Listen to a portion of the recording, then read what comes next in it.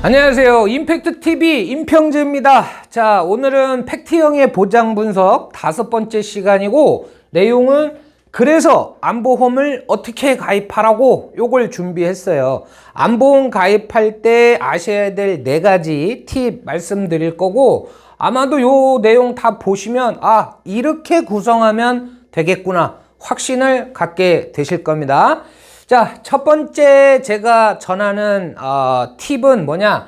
안보험도 보험일 뿐이다. 몰빵하지 마셔라. 이거요. 무슨 얘기냐면, 이미 우리 고객님들은 암이 무섭다라는 거는 잘 알고 계세요.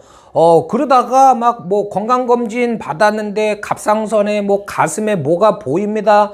추적 관찰 하셔야 됩니다. 의사 선생님이 이렇게 말씀하시는 게 사실 별일 아닐 확률이 대단히 높은데 막 겁부터 먹기 시작합니다.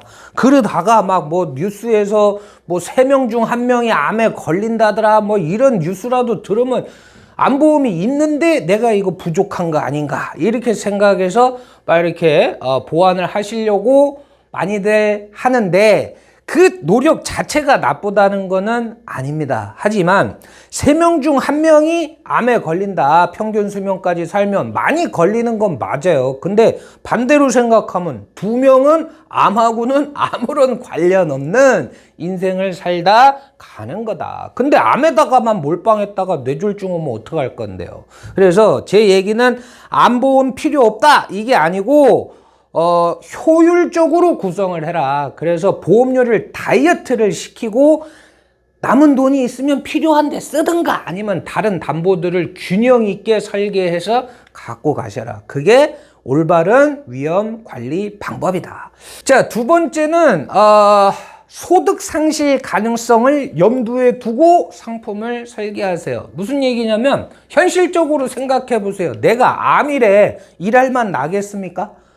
그리고 치료에 전념을 해야 되잖아요. 근데 암 치료 같은 경우에는 초기에 집중이 되고, 특히 방사선 치료 같은 경우는 일주일에 한 서너 번씩 병원을 다녀야 돼요. 근데 나 암 걸렸다고 일주일에 서너 번씩 회사 조퇴하고 그러긴 눈치 보인다라는 거죠. 그래서 사실상 치료에 전념하는 기간 동안에는 정상적인 경제 활동이 어렵기 때문에 그 기간에 사용할 예비 자금을 마련해라. 뭘로? 진단비로 마련을 하는 겁니다. 이거는 그러면 진단비는 얼마 정도 있으면 좋을까요? 그건 몰라요. 여러분들 상황에 따라서 다른 건데 크게 스트레스 받을 건 없어요.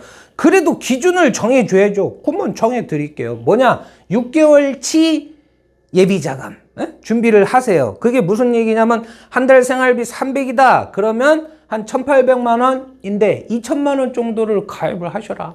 근데 2천만 원 갖고서 버틸 수 있을까요? 불안한데요. 그러면 여건 되는 대로 가입을 하시면 돼요. 근데 여건이 안 돼요. 그러면 갱신형도 섞어서 가세요. 어떤 분들은 갱신형이 나쁘다고 하는데 나쁜 거 아니에요. 현재의 위험을 최소한의 비용으로 보장받기를 원한다. 갱신형 좋은 대안이 될 수 있다.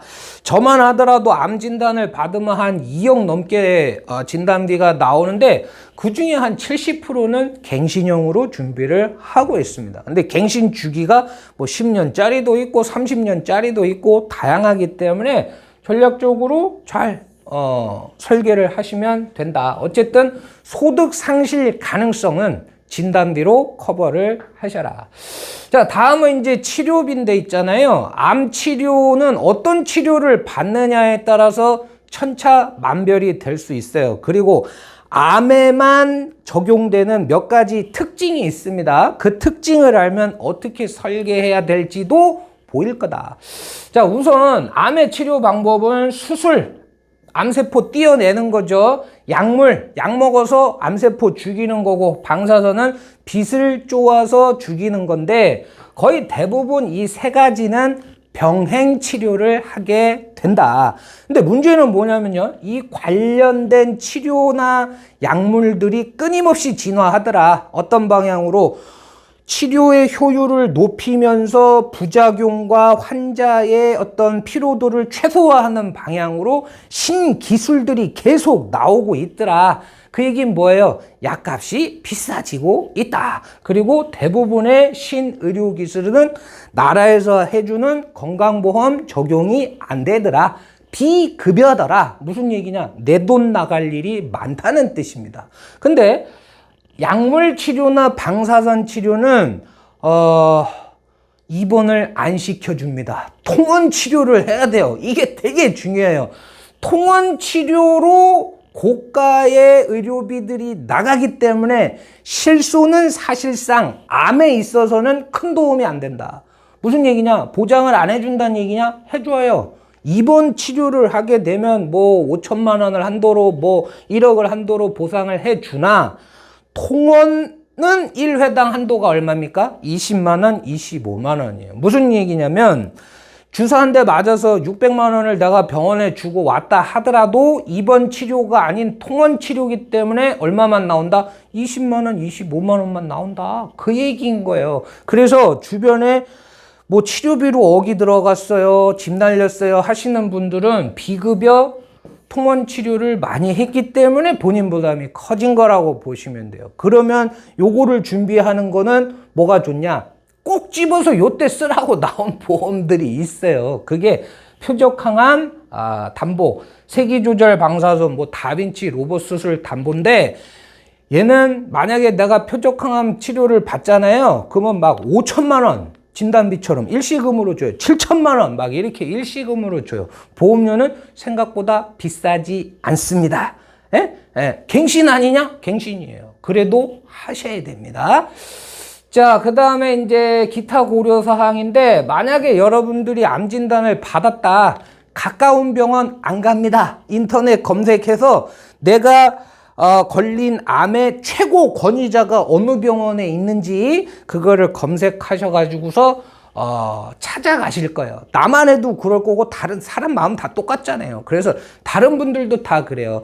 뇌졸중이나 심근경색은 골든타임이 있기 때문에 가까운 병원 중에 큰 병원을 가나 암보험은 이게 분초를 다투는 그 질병이 아니다 보니까 많은 분들이 권위자가 있는 상급 종합병원, 큰 병원, 뭐 아산병원이니 서울대병원이니 이런 데를 찾아가게 되더라. 지방에 거주하시는 분들이라면 교통비에 숙박비에 장난 아니게 많이 들어가겠죠. 그래서 요새는 상급 종합병원에 치료 목적으로 통원했을 때 뭐 회당 40만 원, 50만 원 반복적으로 지급하는 또 담보들이 많이 나왔거든요. 그거 한번 봐보시고 마지막 팁은 요건 뭐 5번째인데 반드시 전문가하고 상의를 하세요. 왜 제가 이 말씀을 드리냐면 모든 보험이 그렇지만 여러분들의 건강 상태, 보험 회사별로 보험료 차이가 큽니다. 근데 우리가 이제 보험 가입할 때 알릴 의무 사항이라는 게 있는데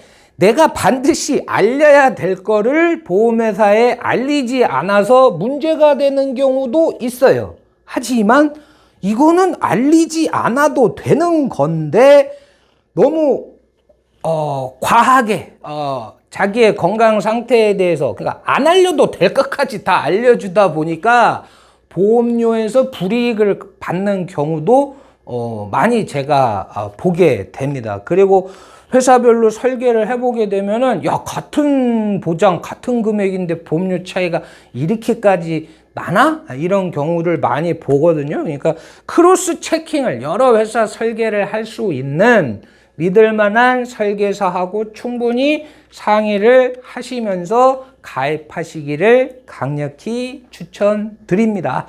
자, 정리할게요. 첫 번째, 암보험도 보험이니까 몰빵하지 말고 슬림하게 하면서 균형 있는 보장을 갖고 가셔라. 그 다음에 소득 상실의 가능성, 이거는 진단비 중심으로 치료비는 신의료기술 담보와 통원 치료비를 섞어서 준비하시게 되면 보험료는 줄이면서 혜택은 또 크게 보실 수 있다. 전문가와 상의를 하셔라.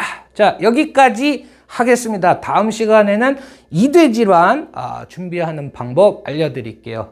본 광고는 생명보험 광고 심의 기준을 준수하였으며 유효기간은 심의일로부터 1년입니다.